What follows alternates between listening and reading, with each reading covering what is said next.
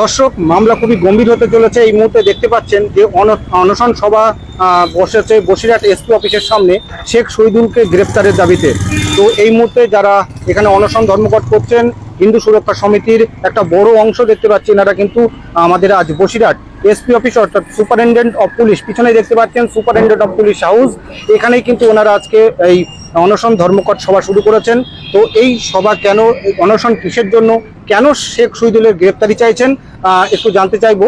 তো তিনি আছেন মিস্টার চিরঞ্জিত মণ্ডল, যিনি, আপনি কে হন যদি একটু বলেন, এবং কেন আপনারা এই শেখ শহীদুলের গ্রেপ্তার দাবি করছেন, কারণটা কি? আমি হচ্ছে চিরঞ্জিত মণ্ডল, হিন্দু সুরক্ষা সমিতি উত্তর 24 পরগনা পশ্চিমের জেলা প্রেসিডেন্ট। বর্তমানে আমার পাশে রয়েছে, এখানে দেখতে পাচ্ছেন, নিতাই দাস। 18 মে এনার সঙ্গে শহীদুল শেখের একটা গন্ডগোল হয়, শুধুমাত্র ইনি বিজেপি করে বলে। 19 মে এনার বাড়িতে আসে, হুমকি দিয়ে যায় এবং এনার দোকান আগুনে জ্বালিয়ে দেওয়া হয়, মুদিখানা দোকান।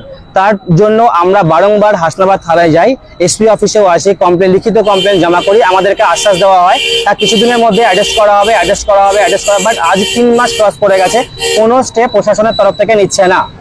বাট আমাদের বিশ্বাস রয়েছে, আমাদের ভরসা রয়েছে, আমরা বিজেপি সরকারকে ভোট দিয়েছি, বিজেপি সরকারকে নিয়ে এসেছি। আমাদের বর্তমানে যিনি সিএম রয়েছে শুভেন্দু অধিকারী মহাশয়, তার উপরে ভরসা রয়েছে, আমাদের পুলিশ মন্ত্রীর উপরে ভরসা রয়েছে, কিন্তু আমাদের বর্তমানে ভরসা নেই বসিরহাট এসপি সহ হাসনাবাদ থানায় যারা রয়েছে তাদের উপরে আমাদের ভরসা নেই।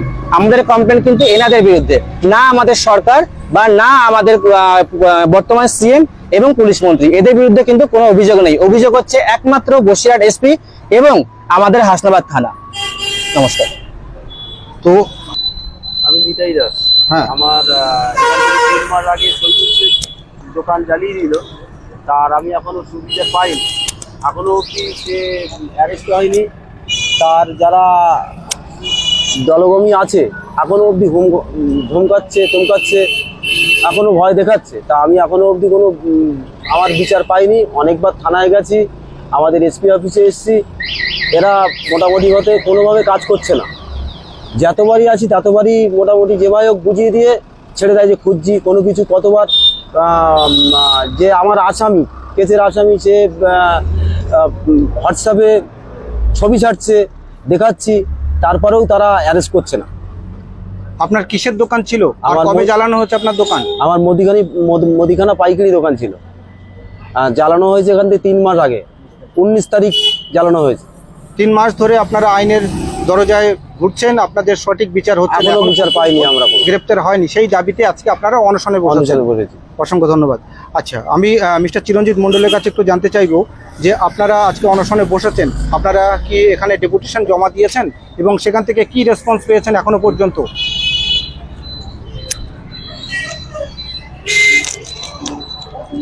আপাতত এখান থেকে এখনো কোনো রেসপন্স আমরা পাইনি। এখানে আমরা বর্তমানে বসেছি, দেখা যাক প্রশাসনের তরফ থেকে কি সদুত্তর আসে, তারপর আমরা চিন্তা ভাবনা করবো। আপনাদের এই অনশনটা কতক্ষণ বা কতদিন চলবে? যতক্ষণ না পর্যন্ত শহীদুল শেখ অ্যারেস্ট হচ্ছে ততক্ষণ পর্যন্ত আমরা এখানে বসে থাকবো।